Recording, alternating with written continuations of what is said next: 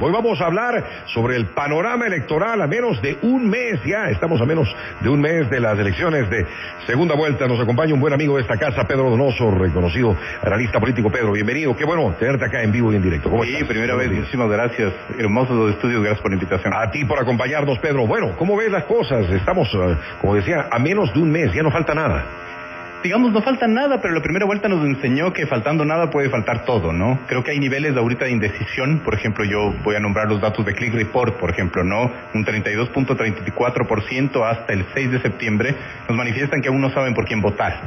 Por ejemplo, el voto nulo y blanco es alto medianamente, ¿no es cierto? Nulo 12.52, blanco 4.48, es decir, creo que aún falta... Hay muchos indecisos todavía. La indecisión es alta, digamos, ¿no? Entonces, cuando la indecisión es alta y cuando tienes otros electores en donde hay que regresar a ver, creo que uno no puede concluir absolutamente nada, ¿no? No hay que cometer el error de la primera vuelta de creer que ya todo está dicho y que a las 2 semanas cualquier hecho de cualquier índole, digamos, cambia el resultado. Tú eres bastante escéptico con el tema de las encuestas, de estos estudios de investigación. De todas maneras, la noche de ayer se dio a conocer el de Comunicaliza, que estuvo bastante acertado en la primera vuelta con sus análisis y con sus encuestas, y según esta le dan a Daniel Noboa un 55,14% y a Luisa González un 44,86%. Según esto, habría una distancia considerable, buena, digamos, para Noboa.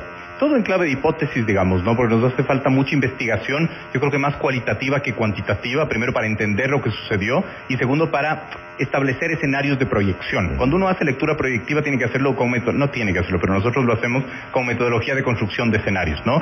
Y, digamos, es más altamente probable que Daniel Noboa tenga más margen de maniobra que, digamos, Luisa González, ¿no? Entonces, si analizamos probabilidad y margen de maniobra, ¿no es cierto? Creo que es como mucho más cómodo para Daniel Noboa hacer una campaña, digamos, quizás más efectiva, ¿no es cierto? Y aunar finalmente este sentimiento de voto, quizás un poco anticorreísta, ¿no es cierto? A pesar de que ese clivaje creo que aún no está, o nunca ha estado en vigencia y tampoco debe estarlo en este proceso electoral. ¿Qué te parecen las dos campañas hasta el momento para esta segunda vuelta electoral? Yo personalmente las veo flojas. Es absolutamente, digamos, apático el ambiente. Nosotros consumimos mucho las encuestas de perfiles de opinión, es nuestra la encuestadora con la cual nos alimentamos. No trabaja con nosotros, sino que nos alimentamos información. Okay. ¿No? Digamos.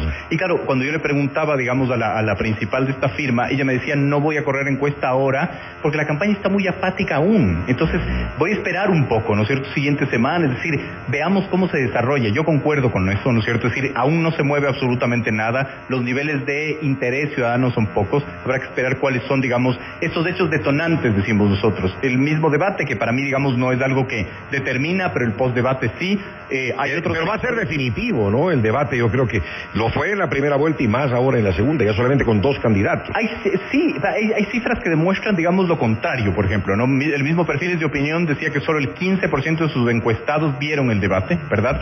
Sin embargo, para mí, la victoria, digamos, de Daniel Noboa no se da en el debate, sino en la estrategia post-debate, ¿no? En posicionar mensajes, en desmitificar. Creo que ahí está, digamos, una estrategia post-evento que para mí es la clave.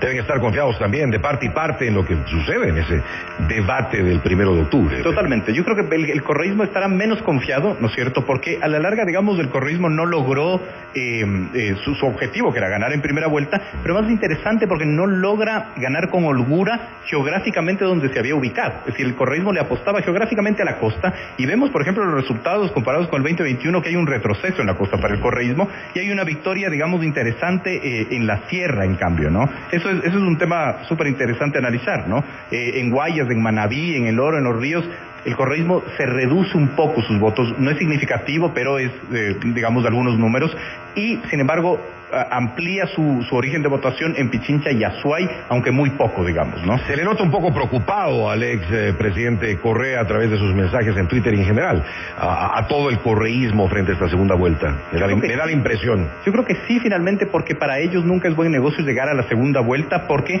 es fácil, digamos, la polarización en ese sentido, ¿no? Por eso ellos buscaban ganar en la primera, claro, era su oportunidad. Evidentemente. Ahora, también están pasando muchas cosas en el Ecuador que son para mí los verdaderos electores importantes, ¿no? La guerra interfunciones no es menor finalmente que la función judicial esté en una guerra política abierta, Consejo de la Judicatura, Corte Nacional, Fiscalía, Consejo de Protección Ciudadana, es decir, hay electores en donde hay que regresar a ver, que creo que incluso son mucho más importantes que la campaña en sí misma, ¿no? La campaña del correísmo, ¿cómo la ves? Igual floja, digamos, ¿no? Es decir, también. Mucho más territorial, sin entender lo que se está jugando ahora. Las declaraciones de Arauz siguen evidenciando que Arauz no entiende... ¿Qué le pasa al señor Arauz?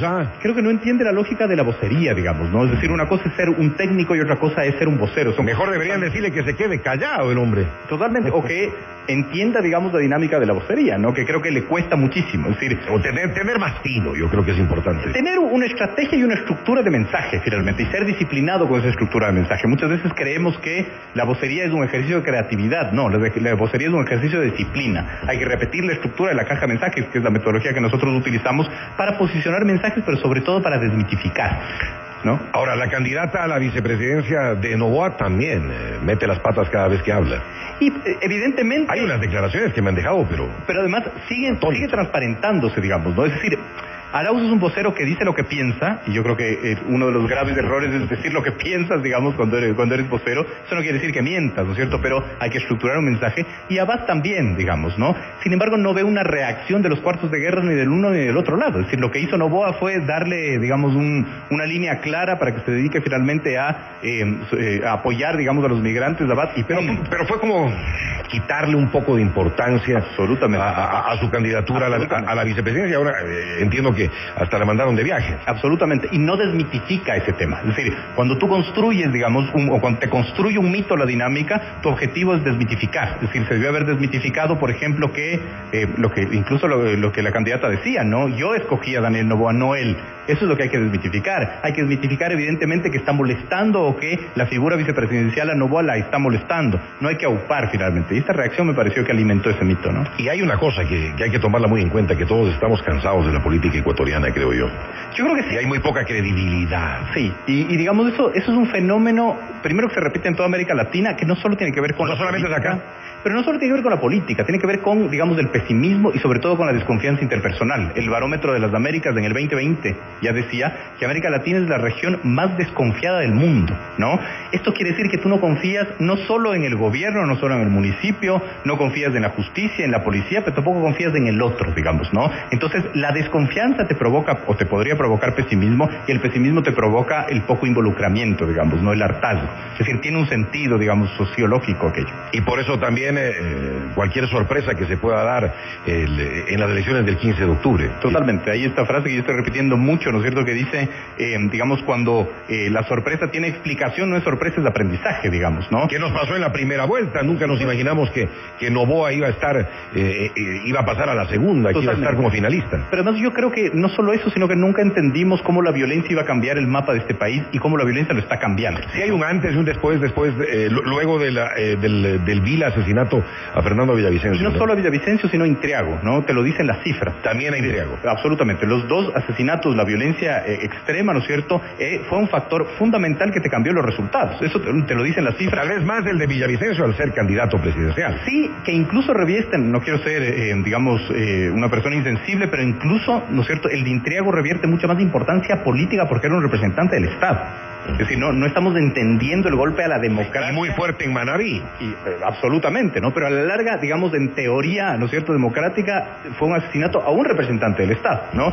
Pero más allá de eso, cambió totalmente el escenario, ¿no es cierto? Los números te lo dicen, pero más nosotros no logramos entender, y hago un mea culpa, cómo la violencia puede cambiar cualquier escenario, no solo electoral, sino nacional, ¿no? Y esperemos que no haya más violencia o mucha violencia, más de la que ya estamos soportando hoy por hoy, en el tiempo que queda, en estas 3 semanas y un poquito más. Pero además que no haya violencia, digamos, en el largo plazo, y que, digamos, el gobierno que venga pueda, con política pública, resolver esa violencia, ¿no? Por ejemplo, Ecoavisa publicaba hace 4 semanas que en provincias de la costa hay aseguradoras que ya no te aseguran tus bienes, porque la probabilidad es altísima de que te roben tu carro, ¿no? Eso cambia, digamos, el escenario y cambia, digamos, el mapa del Ecuador, ¿no? Estamos viendo, por ejemplo, que el microcrédito empieza, digamos, a tener un desgaste porque la gente prefiere pagar la vacuna a pagar, digamos, a la cooperativa. No estamos entendiendo cómo la violencia está cambiando el mapa comercial, económico, social, educativo, político, etcétera, del país, ¿no? Hay que aceptar que el país está en una crisis total y absoluta, Pedro. Así es, yo creo que sí. Yo creo que una de las cosas más importantes es aceptarlo y establecer, digamos, una estrategia con política pública para revertirlo. Y quien gane, podrá ser poco en año y medio.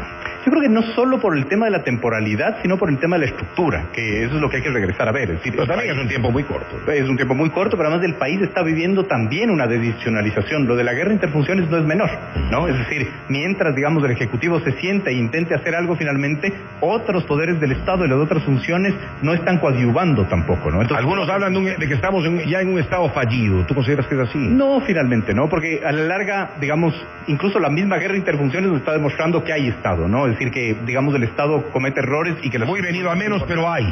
Sí, finalmente hay, y aún hay resolución, digamos, esperemos que se mantenga.